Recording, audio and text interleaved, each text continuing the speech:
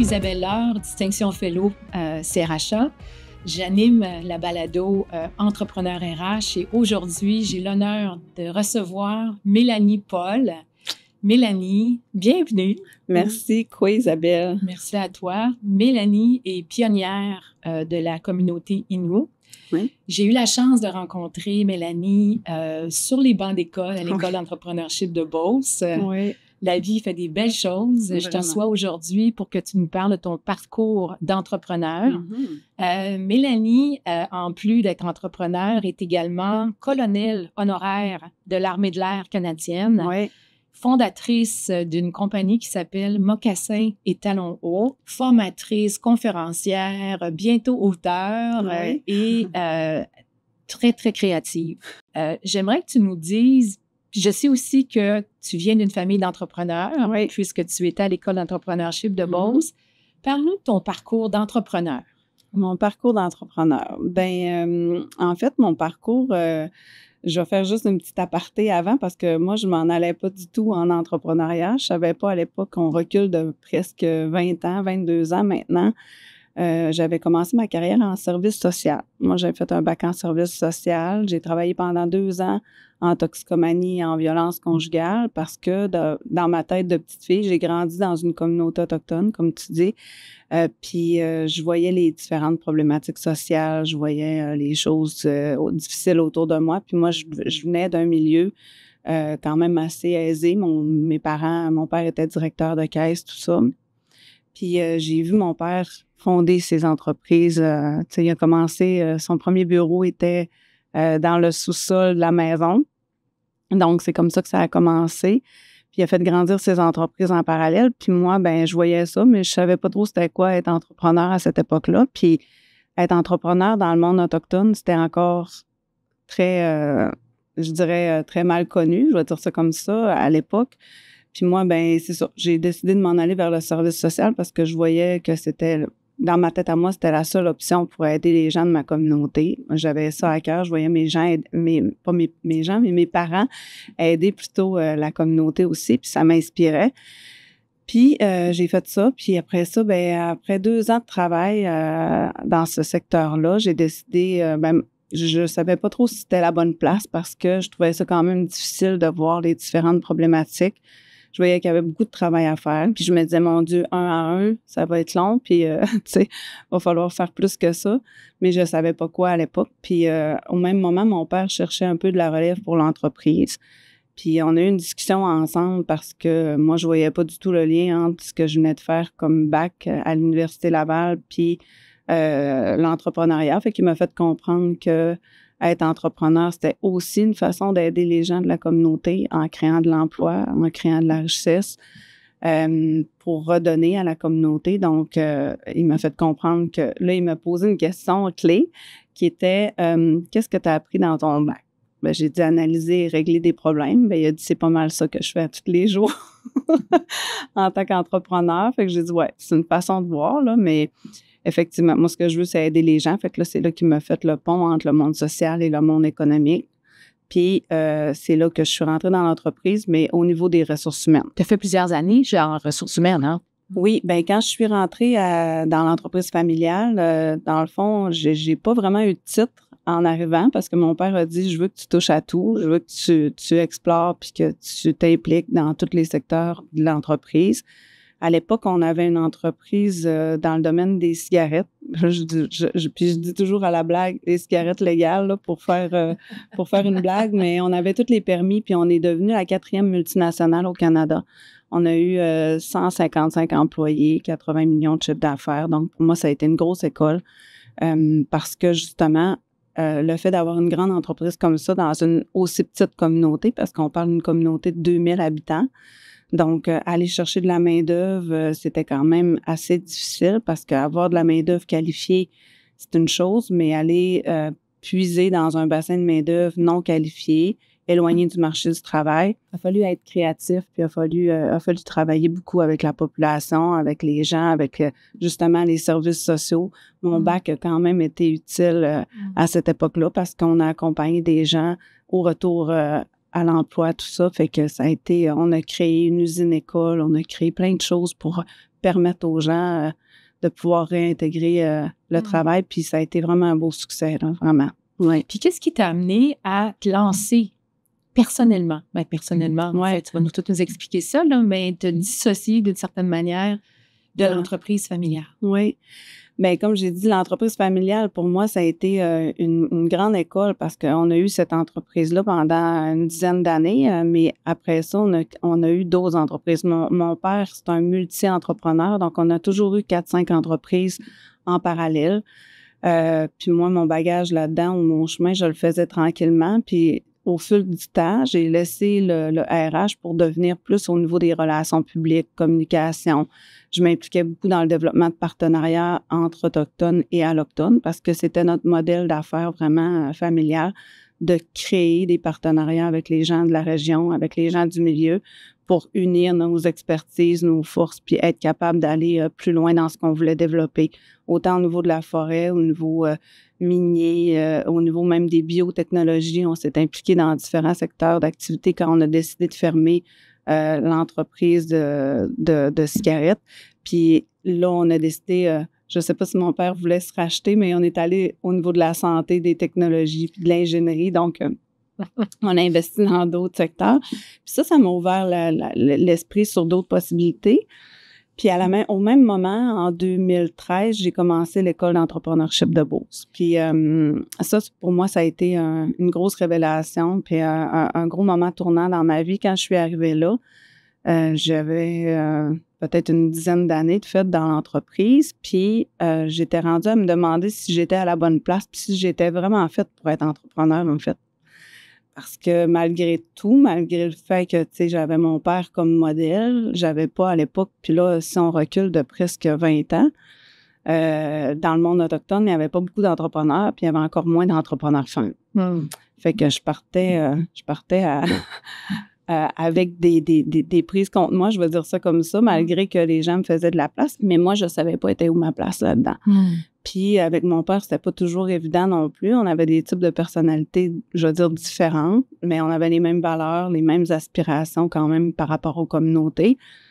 Puis le fait d'avoir vu juste ça, on dirait que ça m'avait comme amené une vision très restreinte de c'était quoi l'entrepreneuriat, puis comment ça pouvait se faire, l'entrepreneuriat.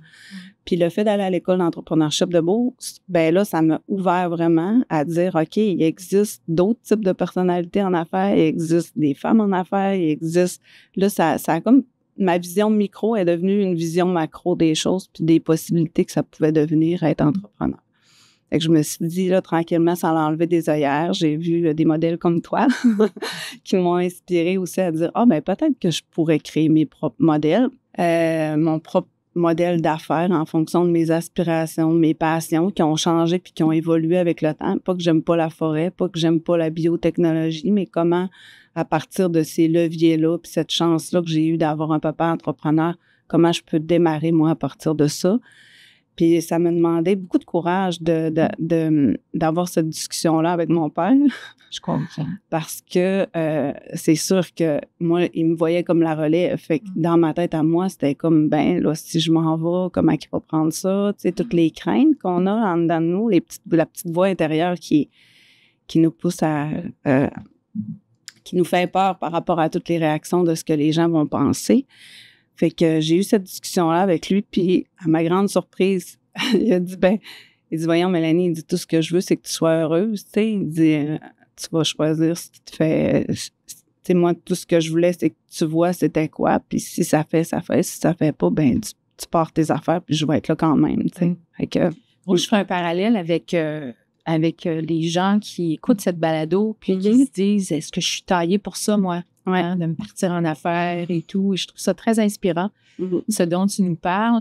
Parle-nous de l'élan vers, justement, ton modèle d'affaires. Bien, l'élan vers mon modèle d'affaires, en fait, moi, je pense qu'on a tout un peu cette aspiration-là à l'intérieur de nous qui est en dormance, je vais dire ça comme ça. Si on pense à l'entrepreneuriat ou si on pense à un projet d'affaires ou si on rêve à ça, c'est parce qu'il est à l'intérieur de nous, notre projet. Il est déjà là. Puis il part d'une aspiration profonde de quelque chose qu'on veut changer, de quelque chose qu'on veut amener au monde. Je pense que c'est un don intérieur qu'on a. Puis moi, comme je disais au début, tu sais, ça a parti du fait que je voyais différentes problématiques dans la communauté chez nous. Puis je raconte souvent en conférence un moment quand j'étais toute petite, je devais avoir 7 ans, un ami à mon frère qui est venu cogner à la porte un samedi matin, il devait être 7 heures, il était très tôt. Mes parents étaient encore couchés, puis moi, j'étais en train de manger mes céréales Froot Loops avec mon frère parce qu'on manquait de rien. Puis on pensait qu'il venait chercher mon frère, mais il voulait parler à mon père. Fait qu'on est allé réveiller mon père, puis mon père est venu, puis quand il est allé voir le petit garçon, il a demandé, il dit, est-ce que je peux corder du bois parce que j'ai faim? Puis je viens toujours émotive quand je parle de ça parce que, pour moi, ça a été la première fois que j'ai été confrontée à la pauvreté. Puis c'est de là qu'est partie la flamme de vouloir faire quelque chose. Après ça, le comment, je pense que la vie nous amène différentes façons de pouvoir y arriver. J'ai laissé la vie me guider à travers ça, mais justement, là, si je reviens au moment où je suis allée à l'école d'entrepreneurship de Beauce, ça m'a vraiment permis de dire, OK, maintenant, je me permets d'explorer comment je pourrais le faire de différentes façons. Fait que j'ai lancé des perches, j'ai essayé des choses, il y a des choses qui ont fonctionné, il y a des choses qui n'ont pas fonctionné, mais j'ai toujours appris quelque chose, puis ça m'a toujours, comment je dirais ça? Ça a garni mon sac à outils, puis le bagage que j'avais besoin pour m'amener où je suis aujourd'hui. Puis cet élan-là, je pense que c'est le jour où tu décides de te connecter à cette flamme-là qui est là en dedans de toi, puis de te permettre d'arrêter de penser à ce que les autres vont penser ou de justement de pas y aller en fonction du regard des autres, mais de vraiment de ce qui nous aspire, puis de ce qui part de nous, là, puis de faire des actions concrètes. Je pense que ça se fait. Y a-tu vraiment une grosse élan? Moi, je pense que c'est des petits élans qui sont là, qui nous amènent puis qui nous guident dans la bonne direction. Mais c'est de saisir les opportunités. Moi, je dis toujours, mettons-nous en marche, puis tu sais, il faut avoir 5% des réponses pour partir, puis le 95% des autres réponses viennent en cours de route. Parce que si on attend d'avoir 100% des réponses, on ne partira pas. Comment tu fais pour valider tes idées? Parce que tu sembles avoir testé un certain nombre de choses et tout. Si tu avais comme un truc à donner, tester rapidement une idée d'affaires. Ben rapidement ou pas. Ouais. Ben comme ça, j'aurais tendance à dire de frapper à quelques portes de personnes en qui vous avez confiance pour partager votre idée. Puis on dit toujours que ça prend, il y a 9 personnes qui vont dire non, puis une personne qui va dire oui. Fait que arrêtez pas à 2 personnes, continuez de cogner à des portes. Mais je pense que c'est de valider peut-être avec, si c'est en lien avec une clientèle particulière, d'essayer de trouver une personne de confiance qui est en lien avec cette clientèle-là, de tester ou de poser des questions, d'aller valider pour essayer le projet en tant que tel ou essayer un service, quoi que ce soit, ça dépend c'est quoi, là, mais moi, je pense de se trouver des alliés. Moi, je suis une fille, je suis une rassembleuse, je suis une créative, fait que c'est sûr que j'aime ça, être en co-création, puis allier les forces que j'ai avec celles des autres. C'est un peu le modèle d'affaires qu'on avait dans l'entreprise, puis moi, je pense que c'est comme ça qu'on y arrive plus rapidement parce qu'on peut pas avoir toutes les forces, toutes les clés autour de nous, là. Je pense qu'il faut s'allier avec des bonnes personnes pour pouvoir réussir. Et ton modèle d'affaires, si tu avais à nous le décrire. Oui, mon modèle d'affaires, c'est drôle parce qu'il est inspiré un peu du modèle d'affaires de mon père, justement, dans les différentes entreprises qu'on a créées, qui était de, justement, rallier des forces de chacun, comme je disais tantôt, dans des partenariats, mais aussi de créer des partenariats parce qu'un partenaire d'affaires, c'est pas juste la personne avec qui tu vas t'associer 50-50 dans l'entreprise ou quoi que ce soit. C'est tes partenaires d'affaires, c'est autant tes fournisseurs, c'est tes clients, c'est aussi les gens, les détaillants avec tous les gens que tu côtoies dans le monde des affaires deviennent des partenaires d'affaires. Même mon père m'a même appris à être partenaire ou sans être partenaire, de pas voir un compétiteur comme un compétiteur, justement, mais de le voir comme un allié potentiel parce que tu sais jamais quand est-ce que tu peux avoir besoin de quelqu'un ou que lui peut avoir besoin de toi. Puis j'ai vu des alliances se faire entre des entreprises excuse-moi, j'ai de la misère avec le mot, là. Compétitrices, en tout cas, je vais le dire comme ça. Oui. Puis pour moi, ben c'est un peu ça. Mon modèle d'affaires, ce que je veux, c'est, je crois beaucoup à la co-création. Moi, pour moi, 1 + 1, ça fait pas 2, ça fait 3. Donc, mon modèle d'affaires, Mocassin et Talons hauts, que je veux développer maintenant, c'est vraiment un modèle d'affaires qui va mettre en lumière les femmes autochtones, qui va mettre en lien les forces des femmes autochtones avec les femmes allochtones. Donc, comme je disais tantôt, je suis une femme créative. J'ai eu la chance, cette opportunité-là dans ma vie de pouvoir construire un grand réseau de contacts, d'avoir des personnes qui me font confiance, des personnes à qui j'ai confiance aussi, de pouvoir mettre ce réseau-là au profit puis au bénéfice des femmes autochtones qui veulent démarrer en affaires. Pour moi, c'est super important. Fait que ce que je veux, c'est vraiment d'avoir 2 volets parce que ça fait partie de moi, les mocassins et les talons hauts. Pour moi, c'est beaucoup de choses. Au départ, ça a été une grande dualité intérieure. Je pensais être obligée de choisir entre les deux, où j'avais tout le temps l'impression de devoir choisir entre les deux, jusqu'au jour où j'ai compris que c'est les forces de ces 2 facettes-là de moi qui faisaient la personne ou mon unicité, la personne que j'étais, puis mon unicité. Fait que de mettre ça à profit dans mes projets, dans ce que je faisais, c'est ça qui m'a fait grandir, puis c'est ça qui a fait rayonner la personne que je suis aussi, puis de m'assumer. Je me rends compte que ça parle beaucoup aux gens autour de moi aussi, des communautés par rapport à ça. Il y a beaucoup de gens qui vivent ces dualités intérieures-là. Puis c'est aussi, ça va aussi loin que de dire... est-ce que j'ose mettre de l'avant ma culture, mon identité, la spiritualité autochtone qui fait partie de moi aujourd'hui, versus être dans un monde des affaires où on est plus dans un monde cartésien, où la performance est mesurée sur des chiffres, où, tu sais, c'est parfois des façons de faire, je vais dire, différentes. Mais je me rends compte que les 2 m'apportent autant, puis quand je réussis à marier les 2, c'est pas un ou l'autre, mais c'est un et l'autre, ben ça fait en sorte que on peut aller beaucoup plus loin ensemble. Donc, c'est vraiment ça que j'ai envie de mettre à profit dans Mocassin Talons hauts, d'emmener toute mon expertise en lien avec les partenariats d'affaires autochtones, de pouvoir en faire bénéficier autant des entreprises québécoises ou des organisations québécoises avec qui je collabore, des grandes entreprises, des grandes sociétés qui veulent faire des partenariats avec les Premières Nations, mais qui veulent bien faire les choses. Moi, maintenant, je les appelle nos alliés autochtones. Donc, pour moi, c'est de bien se comprendre, bien s'entendre, de faire les biens conscients, etc. J'ai développé des outils dans ce sens-là. Je veux dire, j'ai autochtonisé des outils pour que les gens puissent mieux comprendre, défaire les systèmes de croyances, les biens conscients des gens.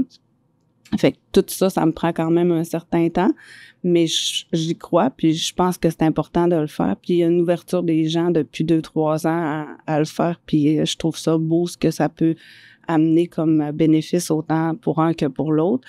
Puis de l'autre côté, oui, je prône les partenariats, oui, j'enseigne les partenariats, mais le fait de co-créer avec les femmes autochtones, pour moi, ça devient une essence incarnée de quelque chose que je promouvois, mais que j'incarne puis que je fais au quotidien aussi à travers des partenariats d'affaires avec les femmes. Très intéressant. Dis-moi, c'est sûr que des journées, ça va moins bien, là, oui. Tu sais. Qu'est-ce que tu fais quand tu as moins... quand c'est plus difficile pour toi, là? Comment tu t'alimentes, là? Comment tu... c'est drôle, mais moi, ça fait peut-être une 15aine d'années que je fais du développement personnel maintenant, puis que je me suis rapprochée, comme je disais, de la spiritualité autochtone. Ce que je fais, c'est que j'essaie de rééquilibrer les choses. Je prends beaucoup de temps toute seule, de la méditation, prendre le temps de réfléchir, prendre le temps de m'arrêter. Ça, c'est quelque chose que je fais régulièrement. Je fais du sport aussi. Mais ce qui m'a le plus aidé, c'est de comprendre nos systèmes de pensée. Dans la roue de la médecine, il y a 4 dimensions, le mental, le physique, l'émotionnel et le spirituel.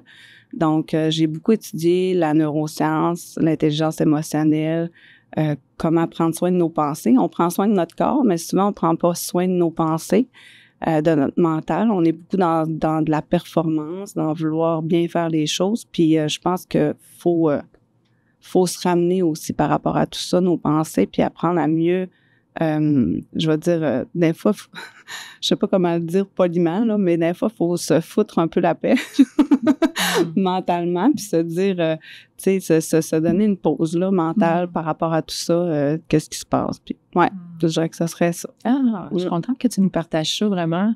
Puis l'autre chose aussi, parce que, encore une fois, les auditeurs ils considèrent possiblement l'entrepreneuriat, puis un des freins, bien évidemment, c'est faire le saut. Alors, on en a parlé un peu tout à l'heure quand tu expliquais ton parcours avec ton père et tout, mais souvent, c'est la dimension financière qui va nous retenir, puis la prise de décision aussi. Donc, parle-nous des deux.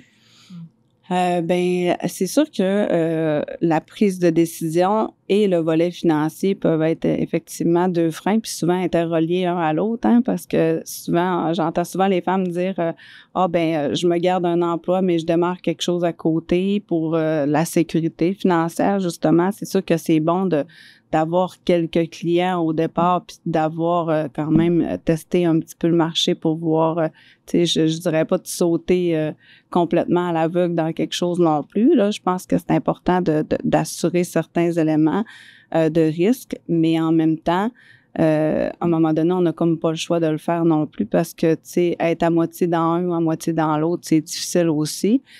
Mais comme je dis tout le temps, c'est de trouver les bons alliés, les bonnes personnes, les gens qui ont besoin de ce qu'on a à offrir. Il y a tout le temps quelqu'un qui a besoin de ce qu'on a à offrir aussi. Donc, c'est comment on peut se rallier à ces personnes-là aussi pour être capable de minimiser les risques, de minimiser les coûts. Des gens qui veulent peut-être investir dans des choses qu'on a le goût de mettre en place aussi, d'aller chercher des alliés financiers par rapport à ça. Il y a différents types de prêts, mais il y a des personnes aussi qui sont prêtes à investir dans des choses comme ça. Donc, c'est de développer un réseau de contacts. J'arrête pas de le dire, mais pour moi, c'est vraiment ça. Je suis une fille qui est toujours en lien avec des gens. Puis, il y a un exemple que je donne souvent en conférence, puis c'est un autre événement que j'ai vécu à l'école d'entrepreneurship de Beauce. C'est une entrepreneur-entraîneur qui était venue, puis tu sais, on a toujours une activité brise-glace au départ. Puis l'activité brise-glace, au départ, c'était de sauter sur des blocs d'exercices de différentes hauteurs. Il y avait 3 hauteurs différentes. Il y en avait une qui m'arrivait aux genoux, l'autre à mi-cuisse, puis l'autre en haut des hanches. Puis à tour de rôle, les 24 entrepreneurs, fallait sauter sur le bloc qu'on pensait d'être capable d'atteindre. Donc, tout le monde saute à tour de rôle, la majorité sur le plus petit et le moyen, puis il y a peut-être 1 ou 2 grands hommes qui ont essayé le plus grand, puis il y en a peut-être un qui a réussi. Puis moi, j'étais vers la fin, il restait 3 personnes. Puis là, j'ai regardé l'entrepreneur-entraîneur, puis j'ai dit, est-ce que je peux demander de l'aide? Puis là, elle m'a dit, elle restait surprise, puis elle m'a dit, ben, il n'y a jamais personne qui m'a demandé ça, mais j'ai pas dit que tu peux pas demander d'aide. Fait que oui. J'ai pris les 2 plus grands gars de 6 pieds, puis je suis sautée sur le plus grand. Wise girl! Bon, ouais. C'est vrai. Fait que là, tout le monde a fait « OK, comment ça, on n'y a pas pensé avant, nous? » Non, mais c'est majeur, Oui, oui. Fait que tout ça pour dire qu'il y a 2 leçons dans ça. C'est, 1, tout le monde s'est mis des limites alors qu'il y a personne qui en avait mis. Tout le monde s'est mis des limites en pensant qu'il ne pouvait pas demander d'aide, mais il n'y a jamais personne qui a dit ça. Fait que combien de fois dans notre vie, on se met des limites intérieurement? Nos plus grandes limites, c'est nous qui nous les mettons. Donc, 1, il y a ça à prendre conscience. Puis 2, ben, j'ai demandé à 2 personnes de 6 pieds, je mesurerai jamais 6 pieds. Mais j'ai quand même sauté sur le plus grand bloc, tu sais. Fait que, osons demander de l'aide, osons tendre la main à quelqu'un qui a l'expérience, qui a l'expertise, puis lançons-nous. Wow! Hey, hein, quand même, hein? Ouais. Il me semble que tu t'imagines tellement avoir fait ce saut-là. Ouais. C'est c'est vraiment une très, très belle analogie. Excessivement belle analogie. Ouais. Puis, ça m'amène à une autre question. Souvent, on se dit, je vais me partir à mon compte, je vais démarrer une entreprise, on a une famille. Puis là, on se dit, comment je vais négocier avec tout ça? As-tu des choses à nous dire à ce sujet-là? Ben, je pourrais en parler longtemps, effectivement, parce que en plus, moi, j'ai été maman monoparentale pendant toute l'adolescence de mes 2 plus jeune, de mes 2 filles. Puis à cette époque-là, je voyageais beaucoup à l'extérieur pour le développement d'affaires. J'étais souvent dans la région de Montréal. Mes filles étaient quand même en âge de se garder elles-mêmes, là. Puis tu sais, j'avais la famille pas loin à côté. Donc c'est sûr que ça demande là aussi, encore une fois, un réseau, hein, pour nous aider à supporter les moments où on n'est pas là. Puis à un moment donné, tu sais, je suis arrivée à me sentir coupable un petit peu aussi de pas toujours être là. Puis, ben moi, une de mes forces, c'est la communication aussi. Fait que j'en ai parlé avec mes filles. J'ai adressé le sujet à mes filles, puis j'ai dit, tu sais, je me sens coupable de pas toujours être là pour vous autres. Puis, tu sais, comment vous voyez ça, comment vous vous sentez dans tout ça. Puis, ma plus vieille, elle m'avait dit, ben les deux, en fait, là, tu sais, ils ont dit, ben, tu sais, maman, nous autres, quand tu t'en vas, on est super contents. On est super contentes, là, tu sais, ça nous fait un petit break. Puis, l'autre chose, c'est qu'on dit, c'est que, tu sais, on se rend compte qu'on développe une débrouillardise là-dedans parce que, tu sais, nos amis sont pas capables de se faire à manger, ils font pas leur lavage, tu sais. Elle dit, nous autres, on est autonomes, tu sais, on se sent fiers de tout ça. Puis, ben, je trouvais ça le fun parce que je me disais, en fait, moi, je pense que je leur enlève quelque chose alors que je leur donne quelque chose, tu sais. Puis à l'inverse, ben quand mon autre fille, elle, ce qu'elle a rajouté, c'est, tu sais, maman, ce que tu fais, c'est inspirant, puis ça nous donne le goût de rêver, puis ça nous donne le goût de réaliser nos rêves.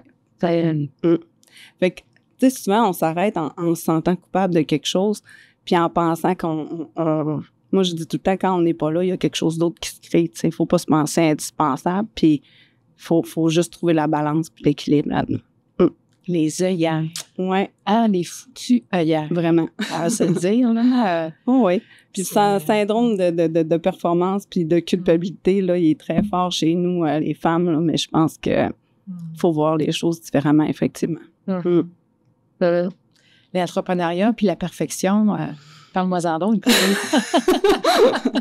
Ben, ça aussi, on peut en parler. Ben, tu sais, je le disais un petit peu tantôt, le fait d'avoir été dans une entreprise, familiale, où mon père avait une très bonne réputation, une très grande notoriété. Donc, j'ai entendu, quand je suis arrivée là, elle est là parce que c'est son père. Donc, en partant, pression numéro 1, hein, tu sais, t'as quelqu'un qui est quand même grand à côté de toi, tu veux pas décevoir les gens, puis tu veux faire ta place. Fait que tu rentres déjà en partant dans vouloir prouver que tu as ta place, vouloir prouver que tu peux être là. Fait que ça, pour moi, ça a été une première. Puis, tu sais, j'en ai pas pris conscience tout de suite, mais, tu sais, ça rentre dans ton inconscient, puis ça s'ajoute. Puis là, après ça, ben il est arrivé le fait que je suis dans un milieu d'hommes aussi, donc une femme minorité dans un milieu d'hommes, femme autochtone. Fait que là, tous ces petits...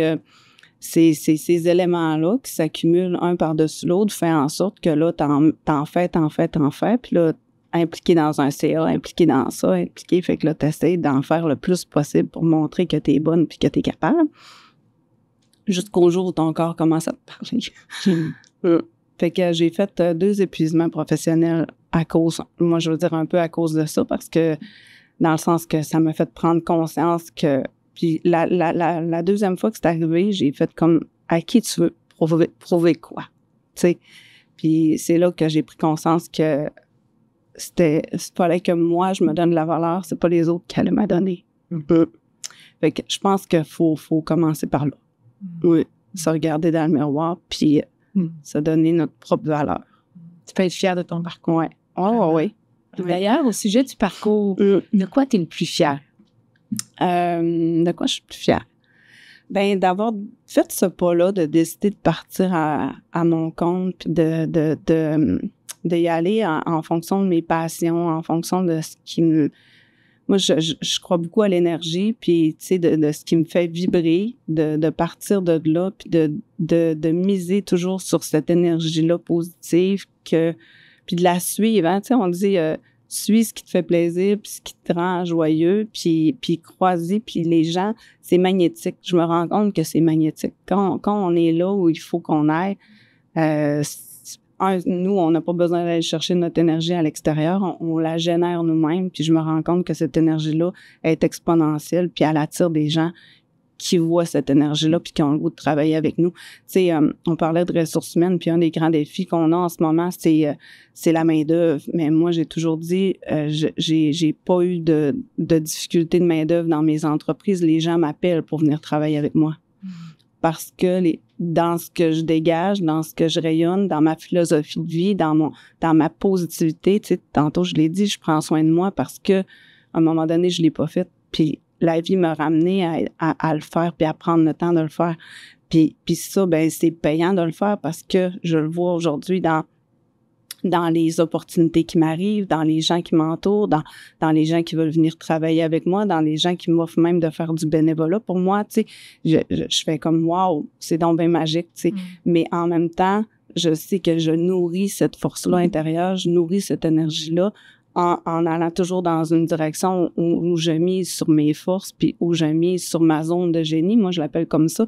Quand on a fait ce travail-là, ça nous permet vraiment d'arriver à une zone de génie qui fait que maintenant, on travaille, moi, j'appelle ça la loi du 20-80, la loi de Pareto. Donc, on met 20% d'efforts pour 80% de résultats au lieu de faire le contraire, tu sais, de mettre 80% d'énergie dans quelque chose où ça nous éteint, puis que finalement, on a 20% de résultats. Donc, quand on comprend ça, on peut inverser la vapeur, comme on dit, puis ça génère des bénéfices très différents. Je vais faire appel à ton pif, parce que tu as un grand réseau.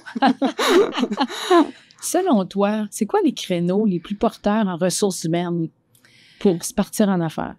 Ben moi, je dirais tout ce qui touche justement le développement personnel, retour à l'humain, leadership d'impact.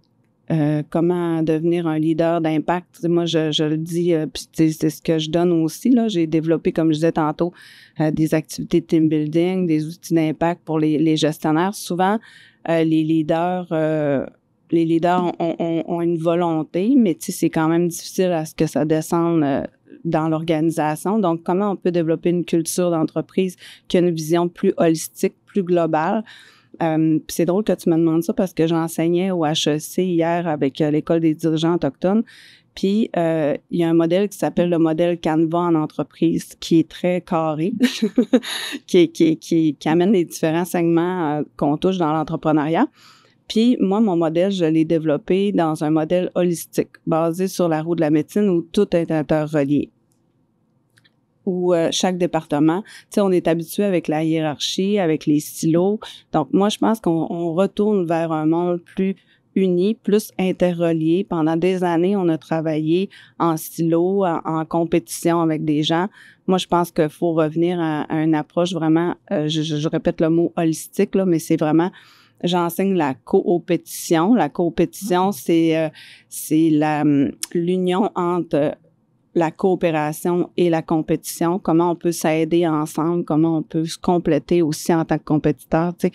Fait que d'amener des visions différentes dans la façon de réfléchir nos modèles d'affaires, d'organigrammes, de pouvoir mieux travailler ensemble. Moi, je pense qu'il y a un gros potentiel là parce que avec les défis qu'on a avec la planète, le développement durable, la main-d'œuvre, tu sais, il y a des entreprises qui fonctionnent à 50% parce qu'il manque de main-d'œuvre, l'autre à côté fait la même affaire puis il fonctionne à 50%. Y a-t-il moyen peut-être de partager des ressources, de travailler ensemble sur le transport, de travailler ensemble sur l'approvisionnement, diminuer les coûts, tout augmente, donc il va falloir complètement penser en dehors de la boîte. Fait que je pense que en ressources humaines, ça va être la même chose, il va falloir réfléchir différemment.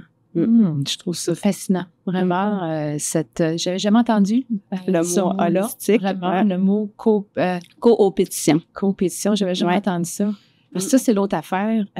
Comme entrepreneur, des fois, ça va arriver, on se dit, les autres, ils font ça, la compétition, tu sais, ça peut être drainant. Oui. Qu'est-ce que tu aurais comme conseil à donner par rapport à ça? Ben moi, je vais revenir. Je focus beaucoup là-dessus parce que c'est vraiment ça qui m'a aidé, moi, de trouver notre zone de génie. Fait que, tu sais, comme je te disais, j'ai développé un organigramme d'analyse qui permet de faire un 360 sur qui on est pour aller vraiment, puis tu sais, j'ai parti un peu de ce que j'ai vu à l'école de Beauce, mélangé avec d'autres bagages que je suis allée chercher, puis j'ai créé un nouvel outil qui permet vraiment de dire, OK, quand là, tu t'apprends à te connaître, puis quand tu apprends à voir où tes forces, puis où ta zone de génie, là, t'es plus en compétition avec personne parce que t'es unique. Tu la trouves, ton unicité. Tu la trouves. Où ce que toi, là, tu peux agir, puis où tu vas avoir un impact, puis où tu vas être une plus-value pour les gens. Une fois que tu as trouvé ça, les autres deviennent des complémentarités à ce que tu fais, puis ils deviennent des alliés pour compléter ce que tu fais pas, parce que tu arrêtes de focusser sur des choses que, oui, tu es capable de le faire, mais c'est pas là que tu es meilleur. Fait que ramène-toi à ce que toi, tu es bonne, puis complète avec ce que les autres font. Puis à ce moment-là, tout le monde va briller, puis tout le monde va gagner. Là. Quelle sagesse! Vraiment! Toute cette notion de focaliser, d'être centré. C'est très Première Nation, hein? Travail communautaire, travail holistique, penser travailler ensemble, puis que si tu gagnes, l'autre gagne. Tu sais, je veux dire, nous, c'est très famille, c'est très... si tout le monde travaille ensemble, tout le monde va gagner. Beaucoup de gens auraient avantage à développer cette pensée. Une belle philosophie. Oui, puis je pense que ça correspond bien à la future. Oh oui. Hein? Oh, on est d'accord. Là. Oui. Oui. Dis-moi, quelle question je t'ai pas posée que tu aimerais que je te pose? Oh, ça. Ben, tu sais quoi? Moi, là, quand je passe une entrevue avec quelqu'un qui veut travailler avec moi, tu sais, la question que je lui pose en premier, c'est quoi ton plus grand rêve? Puis comment je peux t'aider à le réaliser? Parce que si la personne vient travailler avec moi, c'est parce que elle va m'aider à réaliser mon rêve, mais elle en a un aussi. Fait que si moi, je peux l'aider à réaliser le sien, on va travailler encore mieux ensemble. Encore une fois, on revient à l'alliance. Encore. À l'alliance. Je te souhaite beaucoup de succès. Je te souhaite de rayonner dans les entreprises québécoises. Merci. Je te remercie infiniment pour ton partage de parcours d'entrepreneur RH, en fait, en espérant je suis certaine qu'on va inspirer beaucoup de gens avec cette belle entrevue. Merci encore, Mélanie. Tinish Kumiten à toi. Merci. Merci. Dans notre prochaine rencontre, on aura le plaisir d'accueillir Jean-Philippe Bradette, qui est président d'Apprentix, une boîte spécialisée dans la formation et l'utilisation de la technologie. Merci à vous.